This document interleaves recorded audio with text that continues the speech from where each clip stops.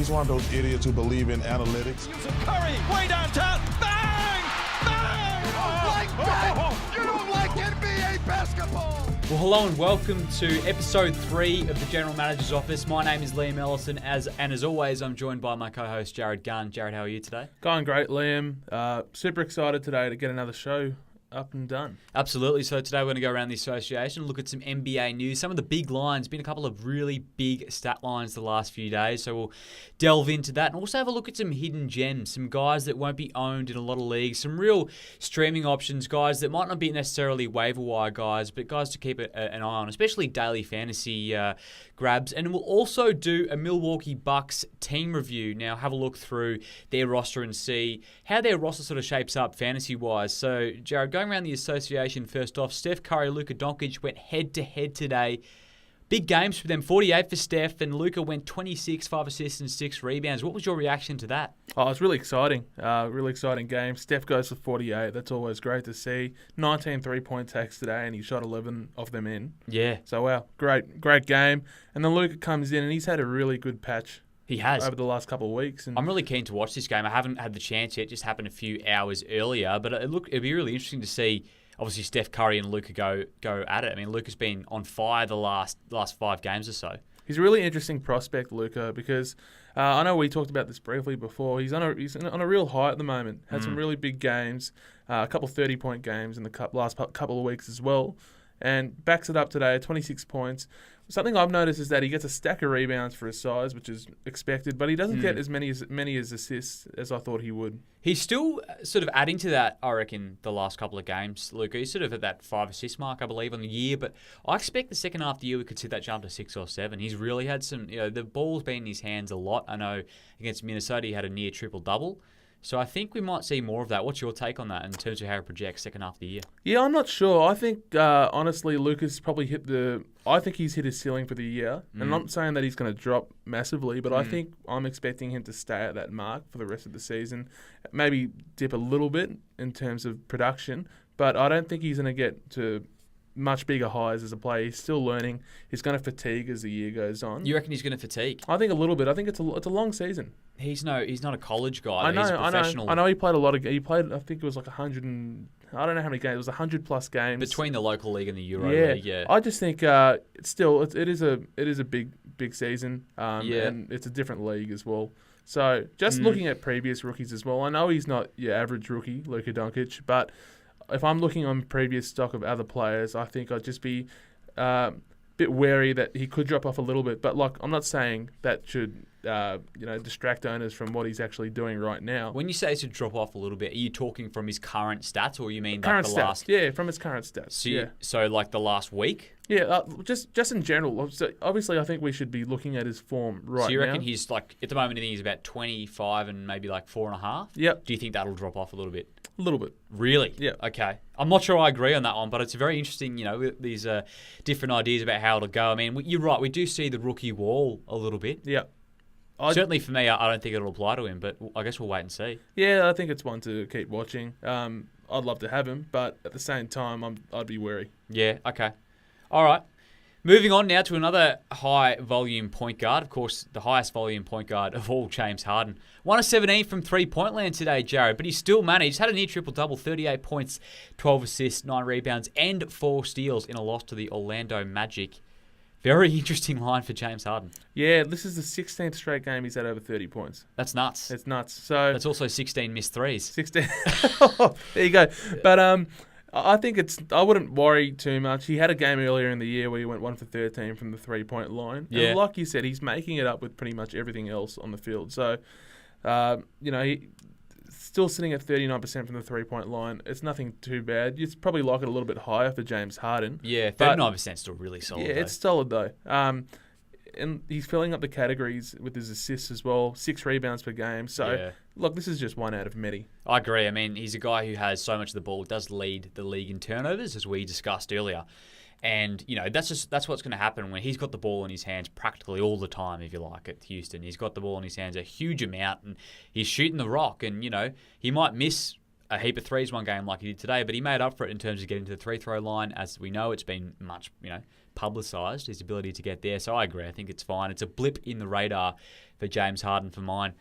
A lot of big stats today. I think it was Bradley Beal, early on in the afternoon, on that Sunday afternoon game against the Raptors. They lost in double OT, but Bradley Beal had a triple-double. A 40-point triple-double, Jared. 43 points, 10 rebounds, and 15 assists. That is a monster line, especially for Bradley Beal. Yeah, monster line from Bradley Beal. And like we've said a couple of weeks ago, some of these Washington players do need to fill the void of John Wall. He's doing that exactly. He's a very, very valuable player to have in fantasy right now. Absolutely. I think if you're an owner, you'd be licking your fingers just about with Bradley Beal. I mean, John Wall out for the rest of the season. And it looks like Bradley Beal's set for a career year. I think he is having a career year in terms of scoring. His highest scoring total yet for him. So, I mean, if you're an owner of Bradley Beal, how happy would you be? Oh, super happy. Like I said, and also I'm just having a look at his some of the other stats that he's been accomplishing this season. 2.4 steals over the last 5 games and about 1.3 for the year. So it seems like he's been improving on that stat line as the year's going on too. So, yeah, he's taking this responsibility with 2 hands. And, I don't see... It's been like highly publicised that Bradley Beal might be on the block at some point this year. Yeah. Can you see that happening?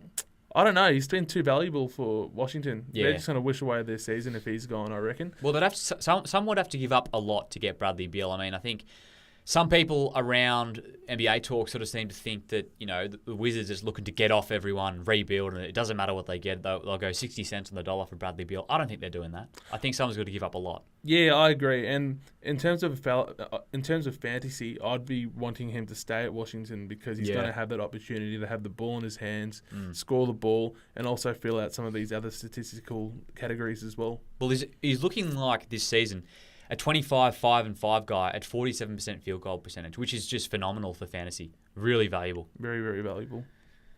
Moving on now to Kevin Knox, a young rookie from the New York Knicks, of course. 31 points today. That's a career high for him, obviously, in the NBA. Big game for Knox. He's been a little bit inconsistent this year, a bit up and down. Had that injury. It's been a little bit tough for him to get going. But that's a really, impressive performance for him. Yeah, again, he's been up and down. He's had some really high volume games, and I think it speaks a lot for what his value is going to be in the future for Kevin Knox. Yeah, because he's showing lots of glimpses. He's had some bad shooting games with the year because he's been taking a lot of high volume. So he has been very high volume. But yeah, 31-7 and 2 steals today. I really like what he's doing for New York. I think he's won. I don't know what his ownage is in most leagues at the moment. I feel like it's fairly high because he was drafted in a lot of leagues. A lot of guys projected him to be one of the best rookies. Obviously, that really impressive Summer League campaign. But he would be available on some waiver wires, I would think. Yeah. And he's definitely a guy I'd be looking at to see how he improves in the second half of the year. He has been shooting, I think, below 40% from the field, which does hurt him a bit. But how do you project him in terms of a waiver wire guy, going forward? Personally, for me, if it was in my position, as I'm a winning team right now, he'd be someone that I'd have as a streaming option. Yeah, I can understand for some team in much deeper league formats, he might be someone that will be owned.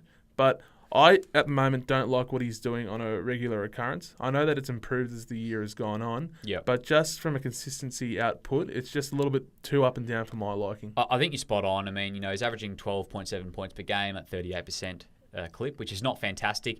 He has been up and down. I completely agree with that. So I think you keep an eye on him. Maybe he turns into a guy that can be owned long term, but for now, I think you're right. He is a streaming option, is Kevin Knox. So how about Ben Simmons today, Jared? Had a 20-20 game, nearly a triple-double. 20 points, 22 rebounds, 9 assists in that same game against the New York Knicks at Madison Square Garden.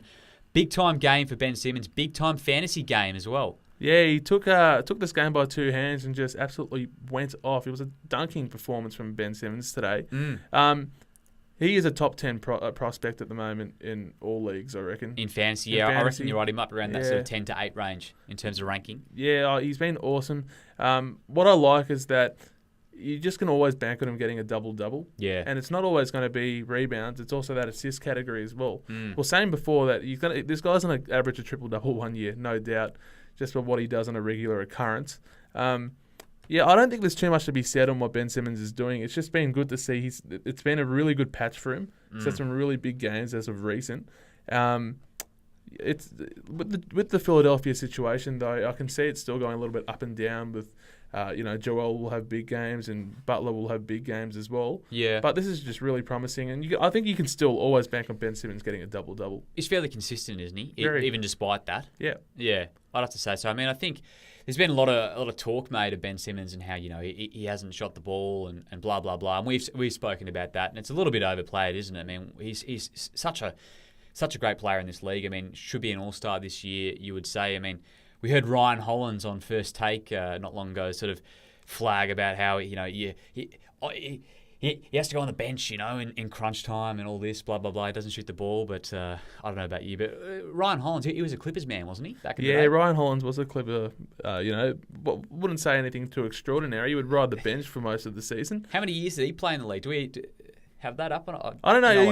He was in the league he was in the league for a while. He went over to Memphis for a little bit, and then look, he was okay. Just to get sidetracked a little bit here, I actually find it really interesting with Ryan Hollins the way he's sort of gone on to First Take recently. Have you seen that? I think what attracts Ryan Hollins to these big studios such as ESPN is that he can run his mouth really well. Oh, he's perfect at it. Yeah, well, I saw that one with Giannis a couple of weeks ago. Yeah, where he was talking about Giannis in crunch time, and in the crunch time they had Giannis just absolutely nailing all these crunch time shots. So I don't know what he's talking about. Yeah, I think he's just sort of he's watched a few YouTube clips or something of Stephen A. Smith and just sort of taken all the mannerisms, the way to do it, and he's just perfected it. That old, I'm going to tell you why Al-Farouq Aminu is the fourth best power forward of all time.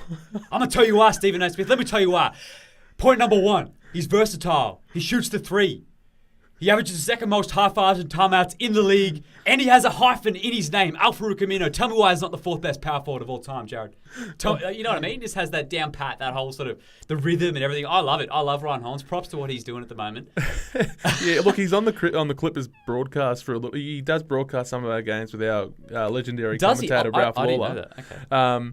And yeah, he makes some really outlandish calls at times. I don't know what he's saying. He's probably there for a younger demographic. He cuts through. Yeah. Good on him. It's a very interesting career path for a post-playing career. So I'm here for it, Jared. I don't really take his basketball opinions too seriously because I think at this point he's first and foremost an entertainer, much like Stephen A. Smith. But I love watching it. So anyway, moving on.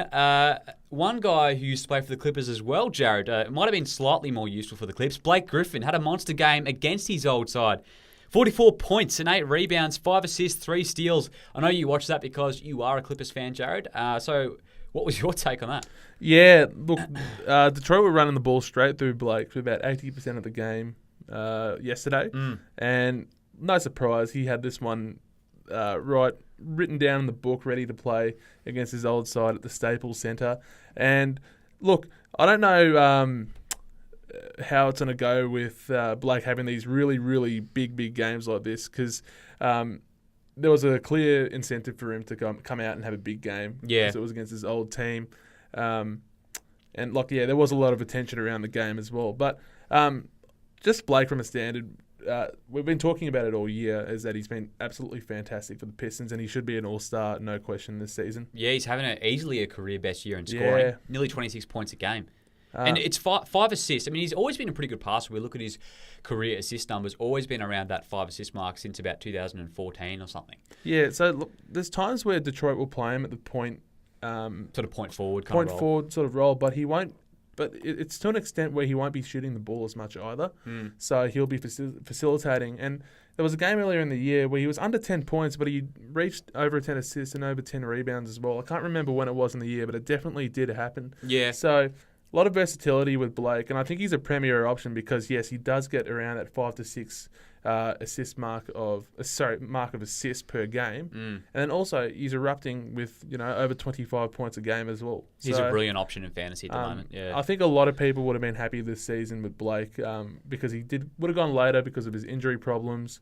And he would have been an absolute steal in a third or fourth round this year. Yeah. I know I did. I got him in the third round. I love Blake Griffin. But yeah, that was fantastic, and I'm just loving what he's doing all year. Just quickly, Steve Ballmer, real or not real in terms of how he brushed him off? No, I think Blake's got every reason to brush him off. Yeah. Because in the end, it was a move where he did sign a 5-year contract with the Clippers. That was max contract, and then 6 months later we just sell him off pretty much for nothing to Detroit. And like we know Blake's got a really big media career outside of basketball as well. You can understand why he'd be upset because he's moving out of Hollywood into Detroit. Yeah, 100%. It was an interesting one. He claimed that it was, completely incidental, if you like. But, I'm not too sure about that. Jermichael Green from the Memphis Grizzlies, Jared, he had a pretty good game the other day. And Kyle Anderson's now out 2 to 4 weeks, I believe, with a grade 2 ankle sprain. So this guy could be in for a nice month coming up. 24 points, and 11 rebounds in a loss to the Heat on Saturday. Yeah, he's only owned by 1% of owners at the moment. On ESPN. On ESPN leagues.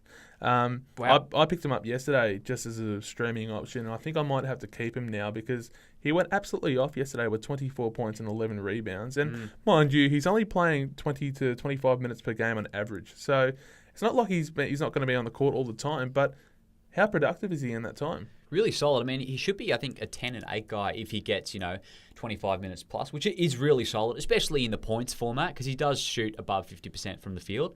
So I agree. I think, Kyle Anderson going out is going to give him that little bit more time. Obviously, Jaren Jackson Jr. coming into the fold this year has taken a few minutes off him. I like the look of Jaren Jackson Jr. He's a freak, isn't he? I think he's going to be awesome. He looks a little bit uncanny when he shoots the ball, but he's damn good. Yeah. That big game winner he hit a couple of months ago for the Grizzlies was just fantastic. But yeah, with Jermichael Green, I think, he's going to probably... I don't know what his minutes are going to be, but he's definitely going to get over 20 minutes a night because he doesn't drop below that at all. Well, he averages 23 on the year. Yeah, and it's probably going to go up a little bit more than that. Yeah. So that 20 to 30 minute mark is definitely in range. But I just like what he does because he's double-digit scorer most of the time, and also he's going to get a stack of rebounds. And I think the rebounds will go up if he's getting more time on the court. Yeah. I completely agree. I think he can plug a hole for you for the next month. Kyle Anderson going out, as we said before, is going to create a role for him or an increased role.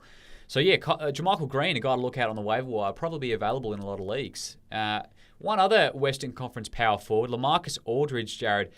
There was that double OT game against the Thunder a couple of days ago. Brought out some massive stat lines, and we're going to go through a few of them now. And LaMarcus Aldridge, career high, 56 points in that game. Yeah, and he went 16 from 16 from the line as well. So, super efficient from LaMarcus Aldridge. Yeah. He's been really... I know he has some really big games, but he's someone that can be inconsistent at times. Certainly this year it seemed that way. And I think it's been San Antonio made a little bit of turnaround with that form over the last month that his form increased as well.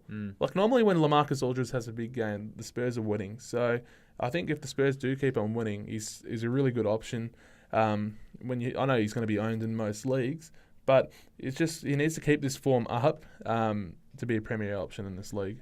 Yeah, I think he's right there. I think especially in the points format because he's a big, and we speak about how bigs are great in that format due to their high percentages. But even in categories, I mean, he's giving you 20 at 8 and 2.5 assists. So, it's really solid stuff, 50% shooting. And, DeMar DeRozan coming into this lineup has taken his scoring down a notch. Obviously, last year he was the focal point of that offense with Kawhi out for the year. Put up 23 and 8 last year, down to 20 and 8 this year. I reckon that's really solid, and we can expect to see that for the second half of the season as well. I think that's really sustainable for LaMarcus Aldridge. He's gotten back up to that range, though, over the last couple of months. It's been that 25 to 27 points per game averages. Over a couple of months, Over since... I'm just having a look at his averages for January and December. It has come right up. So I think that's really promising for his stocks at the moment. Absolutely, yeah. I'm just looking at that now. December 22.7 and January 25.3 across 6 games. So, yeah, you're right. I mean, maybe you can push that back up to 23 points per game, which is bang on what his, production was last season, which was really, really good. So, yeah, keep an eye on LaMarcus Aldridge. Could be one to watch for a second half bolter. Russell Westbrook in that same game, 24 assists. Now, I believe that would be a career high for him because that is a phenomenal amount of assists, Jared. Yeah, absolutely super from Russ. And we know that he's an absolute beast when it comes to filling out the categories. Yeah. He's a walking triple-double, as many like to say. I'm not too surprised by this at all, that he can do this, Russell Westbrook. Mind you, the game was double overtime, so that's going to definitely help. Yeah. What interests me, like we talked about it last week, that three-point percentage is a bit concerning at 23%. But yeah, Russell Westbrook, if he's filling out the other stat categories like he is at the moment, does it really matter? Yeah, you're right. I mean, it continues to be a bit of a worry, that sort of shooting percentage, especially 23% from three-point land. But yeah, I mean, when he can give you 24 assists from a single player, he's hugely valuable in fantasy. Those shooting percentages probably take him away from that top 5 ranking where he was a couple of years ago. But that's, it's not too much of a worry. He's still getting absolute elite production out of Russell Westbrook. Yeah, there was some stat going around I was reading the other day is that he's got about an 80% win record when he does get a triple-double. Yeah, I did see that. Yeah, so we can't blame him too much for what he does, Russell Westbrook. He's a super player. Yeah, they just need that success in the postseason in Oklahoma to get the most out of him. Yeah, I mean, there was probably been a little bit overplayed, that whole kind of stat padding. Oh, he just does it for the stats. I mean, 80% win-loss over, I think it's about 100, triple-doubles he's had. So it's a big sample size. Yeah. Certainly an indicator that he's doing something right. It's funny, the triple-doubles, I wouldn't even say it's come back in fashion, but it's sort of evolved into a normal thing in this league. I remember when Lance Stevenson was he was just behind LeBron a couple of years ago in most triple doubles in the league, which is it's crazy when you think about someone like Lance Stevenson doing something like that, and then you see Westbrook and Ben Simmons and Harden's there. Harden, they just do it. There's triple doubles almost every day. Yeah, you're right. It really has gone that way. I mean, I suppose guys they're really giving them the keys to the team and they're taking advantage of it. So something to look at going forward. Could we ever see 2 guys in a season average a triple-double, Jared? I mean, with Simmons right there, it could be, in the next couple of years. Yeah, look, I think I wouldn't be surprised at all if that happens. It's in play, I think. Yeah, I don't think Russ is dropping off anytime soon in terms of that triple-double form. Mind you, it's probably a lot easier than it sounds for these players to do this on a regular occurrence. Yeah, it's a good point. Yeah, it's certainly very hard to do it over 82 games. Karl Anthony Towns, 27 rebounds, career high, to go along with 27 points and 4 blocks in a Saturday night win in Minnesota over the Pelicans. So what a monster game from Karl Anthony Towns, and his hot streak continues. I think it's about 9 games now we've seen these massive stat lines from Cat. You tell me more about this because I know that you're going to have a much closer eye to Karl Anthony Towns than I do. I don't have a lot of new news, if you like, in terms of Cat, other than that he was outstanding the other night. Was playing both ends of the floor. Obviously, a lot's been made of his defensive deficiencies in previous years. Has taken that little bit of a step up this year. Had a really nice block on AD with a couple of minutes left. Yeah, I heard he did a really good job on AD the other night. Yeah. And I don't know, has it always been that Cat's given AD a lot of trouble in the past, or was it the other way around? I wouldn't say so. Yeah, I'd say if anything, it'd be the other way around. But this year, he's sort of turned the tables a bit. Yeah, I think it's good because I remember reading in the preseason, that it was something that he was trying to really work on. Yeah. And I think that it's great for Minnesota because they've got a really it's like they're starting on a fresh page since this whole coaching exit and Jimmy Butler leaving, and I think it's really good for the young players. In Cat and Wiggins, that they can build into their own and make this franchise theirs. I completely agree. I mean, they've both got big deals coming up. Should be here for a long time, both of them, at least, the next 4 to 5 years. I think Cat is going to continue to develop into a franchise guy.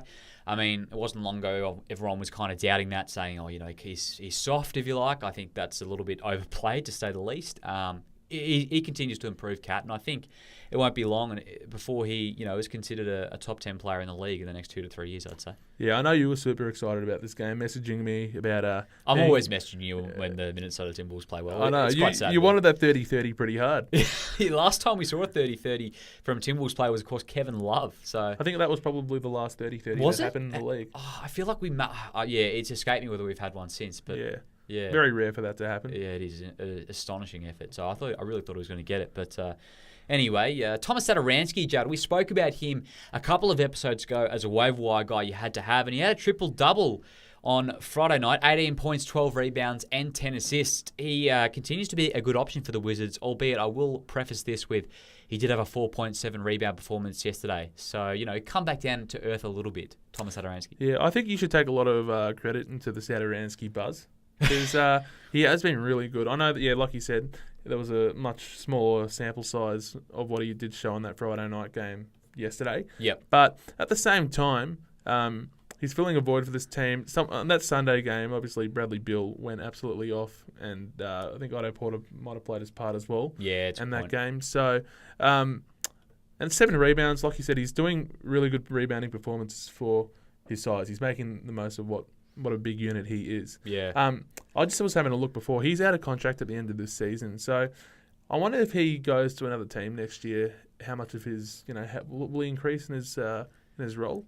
Yeah, just quietly. I mean, no one ever likes injuries or hopes for injuries, but he must have been thinking this is the perfect opportunity for me with John Wall going down. Contract year, chance to prove himself, and I think he will. And I wonder, will he go somewhere else? Because you think someone might offer him some money. He's a good player, Thomas Satoransky. Yeah. And we have been driving the Thomas Satoransky bandwagon here at the GM's office the last couple of episodes. We have been. I just like how he's so versatile. You can put him at any position from the 1 to 3. Yeah. And he's going to do a job. It's sort of like he's similar size to Austin Rivers. He's very lengthy, yeah. Very lengthy like Austin Rivers, but he's a different player as well. And triple doubles, they're not easy to get. Yeah, not at all. I mean, he's a guy that can get you, 5 assists, 5 rebounds, I think, if he gets the time, and does it at pretty good percentages, putting up about 12 to 13 points a game, I believe. How about JJ Barea, Jared? Torn his right Achilles and will miss the remainder of the season. For a guy who's pretty old, you were saying, JJ Barea, that's a pretty tough get. Yeah, I feel really bad for him, and he was having a really decent season as well, JJ Barea. Yeah. Really handy option off the bench for the Mavericks, and he has been for a long time. I thought he was a great streaming guy this year in fantasy formats. I don't like taking the risk on the older guys because of the injury, and also, you don't know what they're going to be able to do consistently. But he was doing it really consistently to start this season off, and it'd be so heartbreaking for him because a lot of work does go into these older players to get them onto the court, and for someone like him to fall over right now, it's not going to hurt most fantasy owners. But I think when I'm playing fantasy, streaming options are really, really important, and when one player like him goes down, it does hurt a little bit. I completely agree. This guy's been a really good streaming option for quite a few years now. He's always around that mark, sort of top of the waiver wire guys who are available in your league, but you don't quite trust to bring them in as a consistent option. Talk me through your sort of theory with streaming, Jared. I know you're quite big in this, and it's helped you win a lot of games this year. Yeah, we might segue this straight into our next topic because I want to speak about this before we get into the players we are going to talk about. So, with the streaming options, our next segment, it's called Hidden Gems, and we're going to sort of make this one a regular because I think it's handy. In most leagues, I think probably predominantly in a points-based league, but with streaming, I use my streaming options a lot. You get 7 acquisitions in our league at least a week. And I normally have 1 to 2 players on my roster that are not regulars. So I like to make the most of rotating these guys in and out for players that will play. Sorry, it's for players that are playing on the day. So for example, yesterday I did pick up Jamarcus Green and dropped a player to pick him up just to fill that one spot on my roster for the day to pick up a whole stack of points. So I think it's handy for people to do this, especially as the playoffs happen. And we get closer to the playoffs to try and seal these wins. It's super important that you make the most of your acquisitions because it can be, in the end, an extra 100 points per week. Yeah, it's a really good strategy, I think. I mean, in leagues where you have 8-team leagues, it's a little bit harder because all those guys tend to be really valuable in that format. But I think 10 to 12 leagues, it's almost integral, I would say, to do this. Especially if you're a team that's sort of locked up playoffs, if you're, got a record like a 10 and a 2 or something like that, and you can just sort of stockpile guys with value, then you wouldn't do it. But if you need wins, streaming is a seriously valuable option. I mean, look at guys with back-to-backs who play, 3 games in 4 nights, pick them up. That's going to give you a lot more points down the track. They might add 100 points onto your score, and, across categories, that's going to give you an extra, 20, 30 rebounds, etc. It can really get you over the line.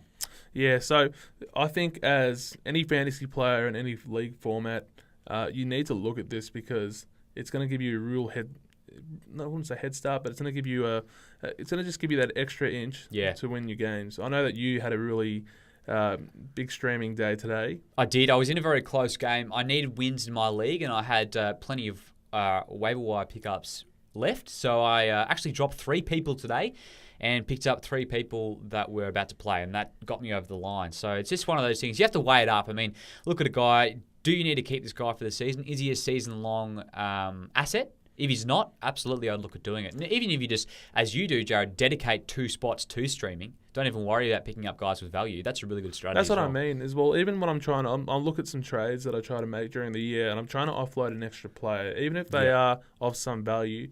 I even think that an extra streaming spot on my team is even more valuable because you can fill that spot in during the week and get an extra stack of points that will fill that void. So definitely one you should look at. like at the moment, it's hard though because you pick up a guy in streaming and they actually can be really consistent. So Bobby Portis was injured. I picked up Bobby Portis and he's been really good in those 3 games, or really consistent, I would say. Same with Jermichael Green yesterday. Really solid game. Kyle Anderson goes out. I'm probably going to look to keep him for a little bit. So the streaming may stop because I don't have anyone else to drop or anyone else that I do want to drop. Yeah. So, it goes up and down. The situation changes with how your roster's looking at the time with injuries.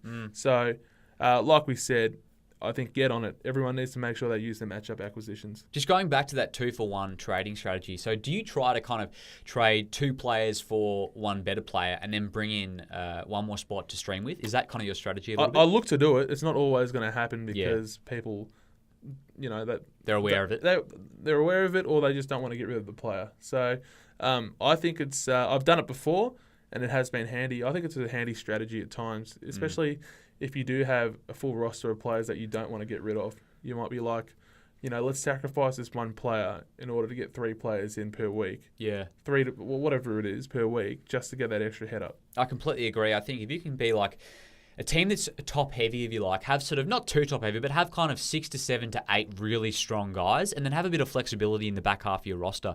If you can build that 6 to 7 to be really strong players and sort of improve your first 7 from the draft, then I think that's a really good strategy to have. It would be interesting to look into what are the norms, Jared, in terms of matchup acquisitions. What are the rules around different leagues? I'd love to know if any listeners could sort of let us know what their rules are from their leagues, because it's a seriously good strategy. So, like I said, the new segment's called Hidden Gems. Do you want to introduce the first one?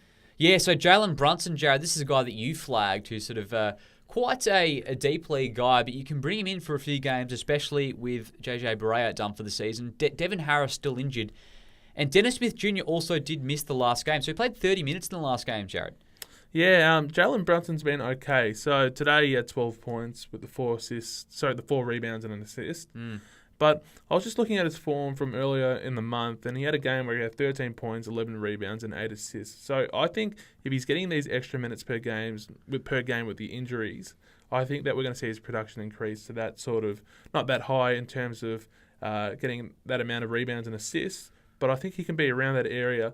Today he played 30 minutes and he scored a lot more points than he usually does in his normal average minutes per game. So I reckon it's a really good streaming option. Just try him out for a game. If you've got that spot, just drop a player that you don't want to use. Maybe see how he goes. I think there's probably going to be better options than Jalen Brunson, but that's one that I'm looking at the moment. I think we should have prefaced this segment with it's also kind of relevant for daily fantasy. If you're filling a roster spot with a really cheap price, you can get someone with really good value with some of these guys. I mean, if Devin Harris remains out, if Dennis Smith Jr. has to remain out, or if he has to go out again, Jalen Brunson's a perfect guy to bring in on a low price. So our next one was Mario Hezonja from the New York Knicks, and he was out of the rotation last month. Yep. And he's just come back in. They've just slotted him back in. I don't think it's for any reason in particular, but his production's increased quite massively. So he's getting that 25 to 30 minutes per game. And over the last 4 games that he has been playing, it's been really impressive. So he's been averaging the 13 points, 5 rebounds, and 3 steals. So I don't mind that steals category total. And the other 2 are okay.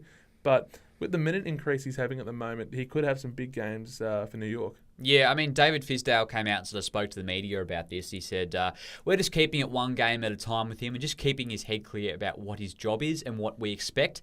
Hopefully we can keep him going in the right direction. To me, that sounds like a game-to-game kind of thing. And I think it's just Mario Hezonja has been playing well, probably doing what Coach Fisdale wants him, whether that be an increased defensive intensity. 3.3 steals per game tends to suggest that is the case. But I'm not convinced about this one. I think streaming, you can keep an eye on him for sure.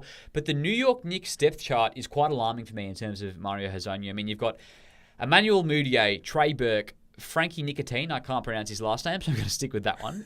Tim Hardaway Jr., Alonzo Trier, Dotson, who's been pretty good. Courtney Lee hasn't been getting minutes this year, and Hezonja. And, of course, Kevin Knox. That's your 1 to 3. There's about 9 guys there that I've outlined. So I think it's going to be a bit all over the shop, and guys are going to be in and out of this lineup in those 3 positions, I'd say, for the Knicks. Yeah, I'd be keeping an eye on what his minute totals are per game. If they're sticking around that 20 to 30, he might be able to add some value to your lineup. But yeah, if he is in and out in the lineup, I wouldn't even look at it at all. But just looking at his last 5 games that he has played, he is getting time on the court. So I think it is a little bit of chance that he does stay on the court for the meantime. Yeah, keep an eye on Mario Hezonja. So Marco Bellinelli of the San Antonio Spurs, 65% 3-point percentage over the last week. Jared had 24 points, a season high against the OKC. Obviously, OKC Thunder. Obviously, that wasn't double OT. That sort of padded a few of these stats, Jared. Taking nothing away from though. He's been shooting well. No, that actually was the game after. So OKC and San Antonio played the 2 games against each other. So okay, my mistake. Look, it was a very similar minute total as well that he did play. But he's been shooting lights out to start off January, which is really impressive. And I think in a categories league at the moment, he could be one that you could look at if you want to get your higher 3-point percentages. Yeah, I mean, he always shoots about high 30s we've seen throughout his career, Marco Bellinelli. He doesn't shoot the lights out, but very solid. I think you're spot on. I think in categories he holds a bit of value, but I don't think in points he holds really much value at all outside of a streaming option. He hasn't really been a season-long guy, particularly ever, in that format. I think he needs to get going early, Marco Bellinelli, to have big games. Yeah. If his field goal is low, I think his minute total... So if he starts the game with a lower field goal, I think his minute totals sort of decrease a little bit because he's not hot, as we'd say. Yeah. There was a game the other week. It might have been the OKC game. They hit 10 threes in a row or something to start the game. It was an NBA record. They had 14 threes. 14 threes. And he hit, I think, the first 5 in a row. Yeah, he was 5 for 5 in that game against OKC. So, and then 4 for 6 against OKC again on Saturday. So, yeah. I think it's super impressive, and I think it's one that's... that can definitely be looked at in terms of categories. Like you said, the points league might not be too applicable, but just to start the year off, he's been pretty impressive. Yeah, hey, fun fact about Marco Bellinelli. 10 teams he's played for in his career and 5 teams in the last 5 years. Very colourful history when you have a look at his stats throughout his career. I think these 3-point specialists in the league, they're really highly valued. Yeah. It's sort of similar with Kyle Korver. He's played for a stack of teams as well. They like getting these players in to fill in a gap on the roster. Perfect for a contender, which says a lot about how valuable he is as a player. Taking nothing away from him as a basketball player, Marco Bellinelli, just a really good role player. But it is an interesting stat, 10 teams, and I think maybe 13 or 14 years. So bounced around quite a lot, Marco Bellinelli. DeAnthony Melton, can't say I'm too familiar with this guy, Jared. So I want you to fill me in. What's his value looking like? DeAnthony Melton, so he's a rookie this year for the Phoenix Suns, and he's been getting an extra load of minutes with Devin Booker being out with the back spasms as of recent. And he's just really impressed me in terms of what he can do in multiple categories. He's not a high point scorer at all, and I think that's a bit of a letdown because over the last week he's been averaging 7 assists, 4.3 rebounds, 2.8 steals, and 1.3 blocks. So I really like what he's doing for the Suns, and I think the fact that he doesn't take a high field goal percentage either. It's around. Oh, look, actually, no, I'll refrain from that. I'll take back from saying that. His shots aren't. His field goal is pretty average, but he sort of makes up for this with big games on the assists, and then he's getting a stack of steals as well. Well, looking at their rotation, he seems to have surpassed Elie Okobo as that starting one.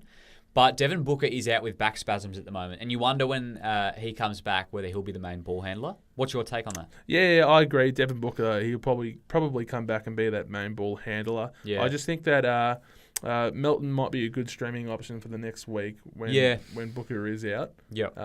So yeah, like I said, the whole point of this segment was just to look at players that are coming in with players who are currently injured into the lineup, and just. They're going to get a stack more minutes, so the production is going to increase for most of these players.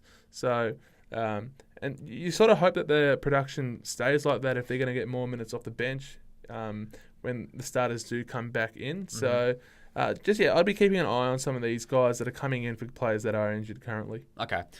Keep an eye on DeAnthony Melton, great streaming option over the next week. So, looking ahead to Cleveland Cavaliers guard, quite a new Cavs guard, Alec Burks. Now, he's been quite good, Jared, ever since he's come in as a starting guard. Played 12 games as a starting guard, 15 games all up as a starter.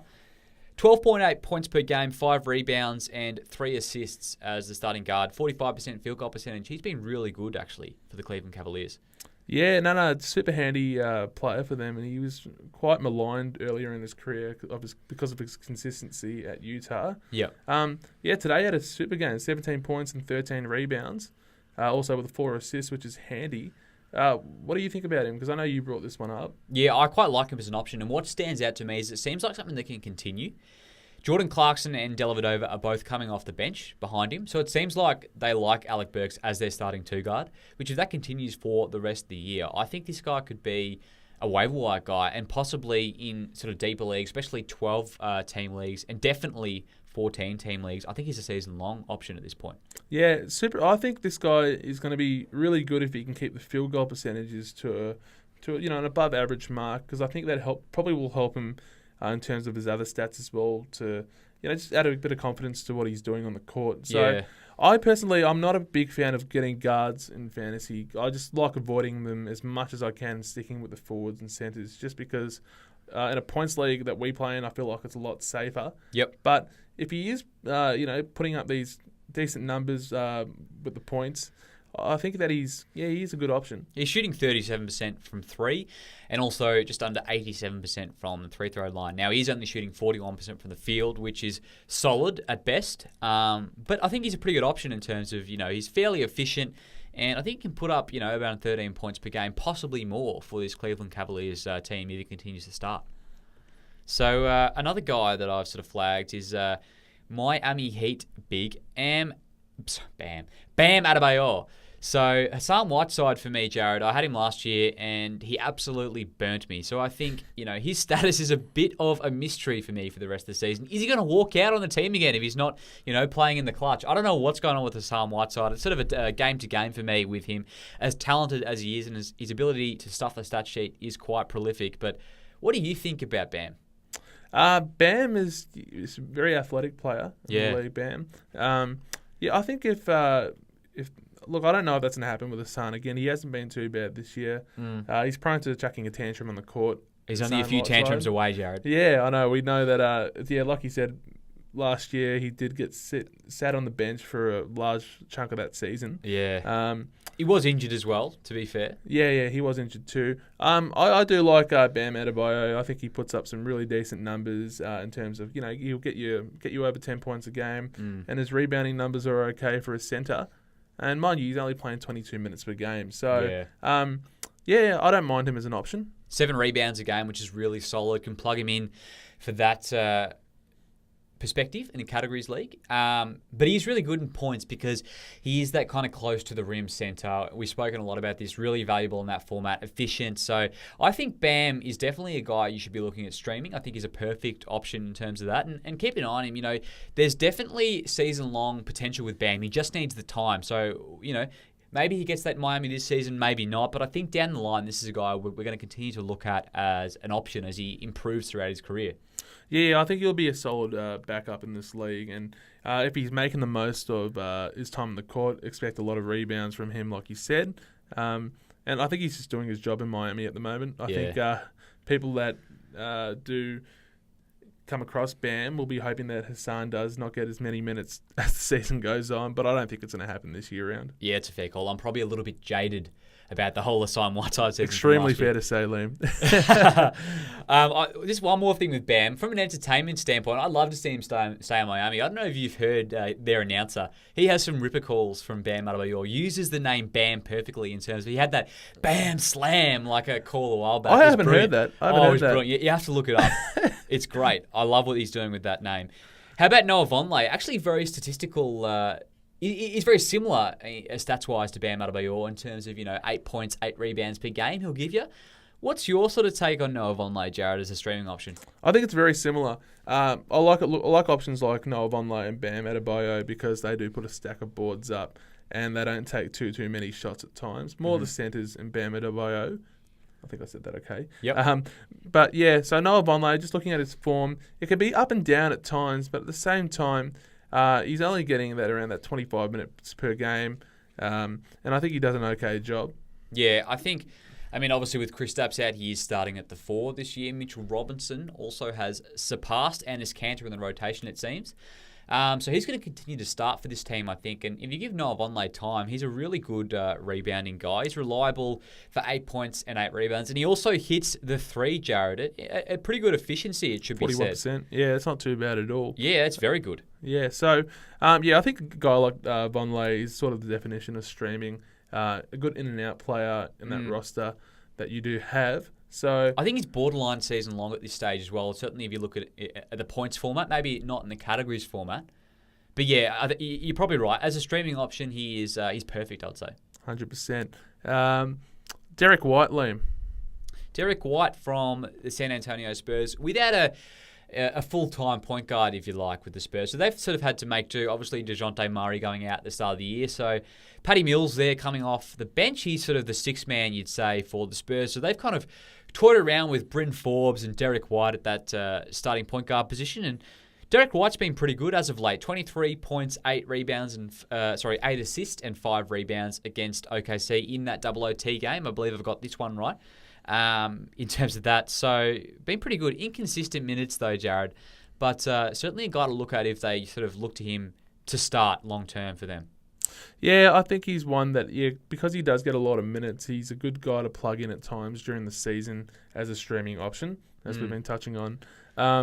Look, he played 48 minutes that game, and that's actually a really decent output from him. 23 points and the 8 assists and 5 rebounds. Yeah. But it does look very up and down. Just looking at his his previous few games. I don't know. The fact that he does get a lot of minutes, you could say he could be a season regular, but at the same time, it's nothing too amazing. It's probably a long shot, isn't it? Yeah. I think he does stay in that streaming range, but keep an eye on his form. I think he is a guy you can pick up for a few nice games. Daily fantasy, he might be fairly cheap. I'm not across how expensive he is in that format at the moment. But, hey, he's averaged 15 points, 5 rebounds, and 4 assists over the last 7 days. I mean, if that form keeps up at least somewhere near that standard, that he's a really good option. So, moving forward to our team review today, Jared, the Milwaukee Bucks. Now, going to have a look at their roster, see how they shape up fantasy-wise, and look, I want to start with this question. How many guys do you think have season-long fantasy relevance on the Milwaukee Bucks? I think there's 5 season regulars on this roster, and it's Giannis Antetokounmpo. I can't mention names today. It's shocking. You're not the first. No, Giannis, Chris Middleton, Malcolm Brogdon, Brook Lopez, and Eric Bledsoe. The 5 starters. 5 certain starters in any team, I'd say. And I'll start with Giannis. It's a fantastic year. We can't say too much negative about him. Yep. Only 2 negative things, though, would be that his 3 points not there yet. That's going to develop. It's around that. I don't know if it's around that 15 to 20% at the moment, which is it's not great, and it's 70% from the free throw line. But he just does everything else on the court. He's a guy he's getting about 27 points, 12 rebounds a game. I don't know what else you can ask for from Giannis. Yeah, 17% from 3, but he does shoot 58% from the field. Obviously, he has that ability to get to the rim, any way he likes. So long, so athletic. So I think it's that low because he does have a couple attempts per game. So it's not that he's put a low percentage of shots up. He is putting up some decent volume numbers for a guy that isn't a great 3-point shooter. Yeah, trying to add that to his game. It also should be said that throughout his career, he shot 27% from the 3-point line, so 17% shouldn't keep up. I mean, 27% is still pretty awful. Yeah, I think it's because he is having a crack at that shot. It's probably why it's dropped down lower. So I think it's something later in his career that he will finally get part of his repertoire. It's funny, I'm looking at his attempts right now, and I sort of thought he just sort of started taking shots this year, but 2.4 attempts is a career high for him, but he did have 2.3 attempts from 3 just 2 years ago, so it's not like he's actually doing too much more in terms of from beyond the arc. Just an interesting stat, I thought. Yeah. So I just think, maybe it's just a little bit off at the moment, but still, it's never been high in the first place. But I think he's probably still toying with that shot a little bit. It might be that. Nearly 13 rebounds a game, which as a 3, albeit he is 6'11", but as a 3, that's super impressive, isn't it? Oh, very, very impressive. He's just so versatile, Giannis, and it's what I love about him is he's sort of like Ben Simmons, but it's more the volume in terms of his point production is much higher. Yeah. And it's a more consistent as well. Is he the best player in fantasy hoops, Jared, going forward? I'd say in a points format, definitely. Yeah. I don't know for a I think categories Anthony format. Davis is thereabout. Yeah. Anthony Davis, and obviously James Harden has come up the last couple of weeks. Yeah. For mine, he's not quite the best in the league at the moment, but certainly could be. It remains to be seen, if you like. He's so scary, Giannis. Like, I was saying it to you. I don't know if I was saying it to you or someone else, but mate, could you just imagine sitting under the ring being a duck? Oh, goodness. Getting dunked on? Yeah, it's just crazy. I mean, there's a lot of guys who are 6'11" in the league, but he runs like a guard. He's a phenomenal athlete. Don't want to go too far into that because it almost speaks for itself if you watch the guy play. Oh, yeah. Absolute freak. Yeah. I was having a look at Malcolm Brogdon's stats just before we started the podcast, and he's quietly putting up a 50-40-90 season. Yeah. It hasn't been spoken about much, and No, not at you all. mentioned to me as well, nearly 98% from the free-throw line. He must have missed like 2 for the year. How crazy is that? And it's 7% higher than the next two players in that spot. I know Steph's the next one in line in terms of averages for the free throw line, but just wow. Like it's he's always been a really good free throw shooter, but he's elevated that by 10% this year. Yeah, it's crazy. So He's just like, on a- it's probably not going to maintain at that point for the rest of the season, but it's not going to drop too much because we are 40-something games into the season. Yeah, he'll probably shoot over 90, you'd think, for the season. Yeah. So he should be super impressed, but also over 50% from the field, like I just said, and 40% from three too. So he's doing a good job putting up 16 points a game as well. Yeah. I think he's really good in all options at the moment. Look, he's a really good player, All league, Malcolm sorry. Brogdon. Yeah. You know, it sort of got bandied around that he was the worst rookie of the year, ever. But that's certainly not true at all. Hey, he's not, going to be this all-star maybe. But he's really good. He's a good player, Malcolm Brogdon. He's starting for that Milwaukee Bucks team, and he will be for the foreseeable future, or going forward, it should be said. As you said, 16 points per game, 4 rebounds, just under 4 assists. Very, very good option, Malcolm Brogdon. Has taken a step forward this year, I think. Yeah, I agree. He's taken a step forward, and it's he surprised me by how consistent he has been all season long. Because I drafted Brogdon, and I did drop him pretty quickly. Probably should have seen how he was going to fare for the rest of the season. A little bit longer, I should say. But yeah, super valuable. Yeah, that's very interesting that he would have been around on that waiver wire because certainly now he is not a waiver wire guy. Very valuable player in fantasy hoops at the moment, Malcolm Brogdon. How about Brook Lopez, Jared? I reckon he must be one of the most unique players in the league in terms of stats. So he only averages the 4 rebounds, but we spoke last episode about how he's making now 2.5 threes per game, but also giving you just under 2 blocks per game. It's an interesting combination, isn't it? It's very interesting. It's quite a quirky stat line. Because he's always been a really good scorer in the league, and I suppose that's dropped off with the players that he is playing with at the moment. But yeah, 38% from the three-point line, also 81% from the free throw line. So if you are looking to improve some of your categories in a categories league, he's going to do that. But at the same time, the rebound totals aren't where they have been previously in his career. Yeah. And it's just his points as well. It's only about 12 a game. So he's really interesting. I don't know if he's extremely valuable in a points league because it's not going to add up to too much in terms of how many points he's going to get. But in a categories league, he should highly be looked at. Yeah, I completely agree. I think he's much more valuable in the categories format, Jared. I think you're right. Points league is not a bad option, but certainly not as valuable as the categories. He can give you some solid points, 12 points per game. 2.5 threes is really valuable. 2 blocks. Doesn't give you many rebounds, but 4 rebounds is not terrible as well. It'll keep that ticking over. You certainly wouldn't bring him in for that. And at high efficiency, or at fairly high efficiency, it probably should be said, he's a really solid option in that format, I'd say. How about Eric Bledsoe, Jared? Is that a pretty good year, you'd think? I mean, he's shooting 49% from the field, but he's only putting up 15 points per game, which is his lowest since his 3rd year in the league when he was with your Clips. Yeah, I loved Eric Bledsoe back in the day. They used to call him Mini LeBron. I don't know if you knew that. I remember that, yeah. Yeah, they used to call him Mini LeBron because he could... Don't know if he does it as much anymore, but he could dunk the ball crazy for his size. He was a great backup point guard, and I used to want him... I wanted him to stay because I thought he could have been a really good 2 at our team as well. And he was okay with Goran Dragic at the Suns for a while. Yeah, I mean, he had some really good years, especially in fantasy hoops. I mean, he had that 21 point per game year in 16-17 with his Suns. So, yeah, I mean, he's been really good in that format. It hasn't always been the healthiest player, Eric Bledsoe. Are you at all worried about that? Look, he's played 41 games this year, so I don't think he's missed one yet. Yeah, I think he's been pretty good. It's promising. I think, you can be not quite concerned, a little bit concerned that, he could get an injury as the season goes on. But Yeah, it lowest point total of the year, but he's still putting up almost 6 assists per game and just under 5 rebounds as well. So it's nothing too terrible. He had a really low point last season.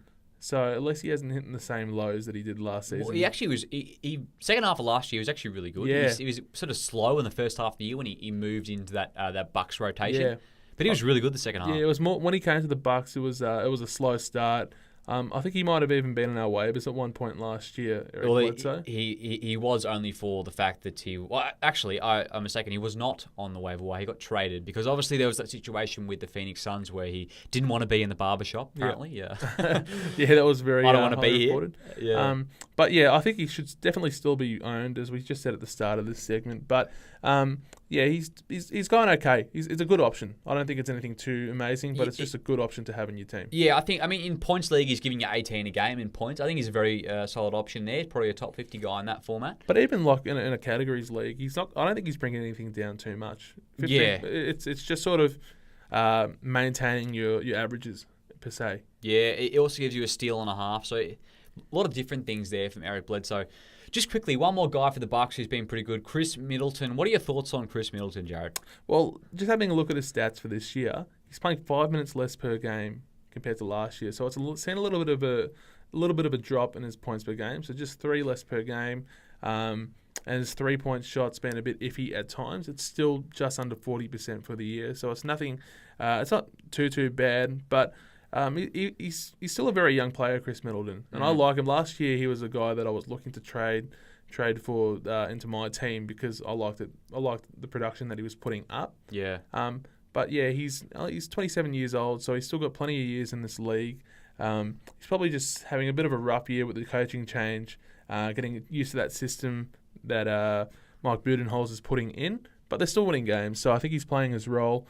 And it's sort of similar to Eric Bledsoe, that it's 18 points per game, 6 rebounds, 4 assists, so it's nothing to frown upon. I think he's very solid, Chris Middleton. 18 points per game, along with 6 rebounds and 4 assists. That good percentages, it should be said, 38% from 3. I think that's a very solid option, Chris Middleton. I do find it interesting, Jared, that he's down 5 minutes per game. I was not across that, so I wonder if that'll come up a few minutes as the season goes on. I was expecting a little bit higher from Chris Middleton in terms of his production this year. Yeah. So maybe I'm just a little bit disappointed in seeing that it has dropped off. But I think when he gets used to the system in Milwaukee, the new system in Milwaukee, it probably will increase as the years go on and the year as well. Yeah, I mean, still balling pretty well and on his way to a big contract, you'd think, in this offseason, Jared. So I'm sure the Bucks will be looking to keep him. Very valuable to the Milwaukee Bucks. Obviously having a good year as well, the Bucks. So anyway, I think that wraps up all we've got time for here at the GM's office today, Jared. How'd you find today's episode? Yeah, today's was good. We had a really long episode today. Yep. So